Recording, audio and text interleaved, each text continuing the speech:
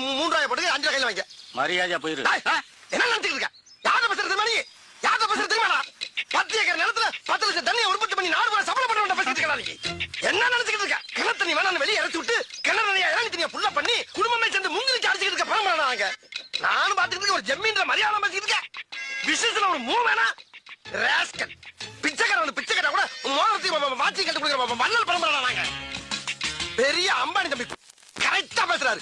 எத்தனை இளநி மாதிரி ஓடி போயிருந்தாலும் உன் கடை எத்தனை லட்சம் உன் கடை எத்தனை லட்சம் சொல்றா.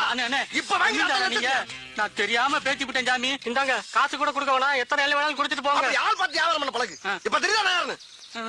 கிறுக்கு பழ சிட்டா பேசுறாரா சிட்டா. என்ன ஜம்மீன் நம்பிட்டா? அப்படியா இருக்கு நம்ம மூஞ்சி. அண்ணே உங்ககிட்டயே சரக்கு எடுக்கிறேனே, கொஞ்சம் அட்ரஸ் கொடுங்கண்ணே. அப்படி கேளு. ஐயோ அட்ரஸ் கேட்கறானே. இப்படி எழுதிக்க. தென்னந்தோப்பு வத்தலை குண்டு வாடிப்பட்டி